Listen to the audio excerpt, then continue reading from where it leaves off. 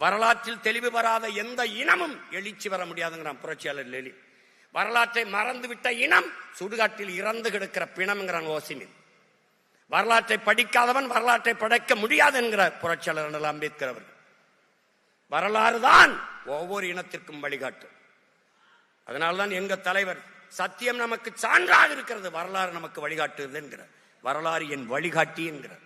அதைத்தான் உங்கள் உடன் பிறந்தவன் சொல்கிறேன். வேற இழந்த மரமும் வரலாற்றை இறந்த இனமும் வாழாது, வரலாற்றை மறந்த இனமும் வாழாது. வரலாறு தான் ஒவ்வொரு தேசிய இனத்திற்கும் வழிகாட்டும் என்பதை என் அன்பு பிள்ளைகள் புரிந்து கொள்ளணும். வரலாறு என்பது தலையில் கிரீடம் சுமப்பதும் பளபளக்கும் பட்டாடைகளை அணிவதும் அல்ல, தழும்புகளை தடவி பார்த்து தவறுகளை திருத்திக் கொள்வதுதான் வரலாறு. அதுக்குத்தான் வரலாறு.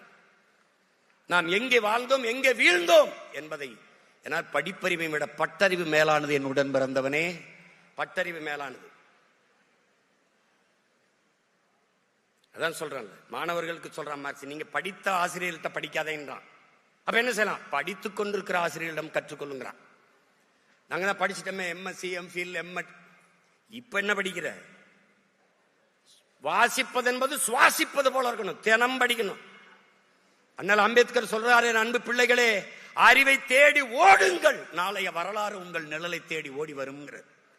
ஒரு மனிதன் வாழ்நாளில் 10,000 புத்தகங்கள் படித்திருக்க வேண்டும், 10,000 மைல்கள் பயணம் செய்திருக்க வேண்டும் என்று சீன பொன்மொழி சொல்லுதுன்னு பயணம்ங்கிற நூல் ஐயா இறையன் எழுதியிருக்கார். நீ படிக்கணும்.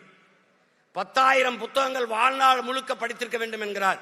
ஆனால் உலகிலே 64,000 புத்தகங்களை படித்த ஒருவன் நம்முடைய அண்ணல் அம்பேத்கர் அவர்கள் என்பதை அறிவு சமூகம் புரிந்து கொள்ளணும். படுக்கிற இடம் கூட படிக்கிற இடத்திற்கு அருகில் இருக்க வேண்டும். நூலகம் எங்கு இருக்குதோ அதற்கு அருகிலே அறை எடுத்து தங்கிய மகான் நம்முடைய அண்ணல் அம்பேத்கர் அவர்கள். ஆஸ்திரேலிய நாட்டிலே அந்த நாட்டின் பிரதமர் உலகின் தலை சிறந்த கல்வியாளன் சிலையை திறக்கப் போகிறோம் என்றார்கள். எல்லோருமே எதிர்பார்த்து காத்திருந்தார்கள். அன்பு தங்கைகளே, தம்பிகளே, அவன் வாகனம் ஓடிக்கொண்டே இருந்தது. போய் அந்த அரங்கிலே ஆகச்சிறந்த உலகின் தலை சிறந்த கல்வியாளன் சிலையை திறந்தார். ஒரு சிவப்பு துணியிலே, பட்டு துணியிலே போர்த்தி வைத்திருந்தார்கள். அந்த சிலையை திறந்தான்.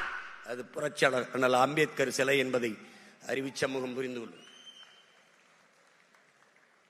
அவர்தான் சொல்றார், அதிகாரம் மிக வலிமையானது என்கிறார்.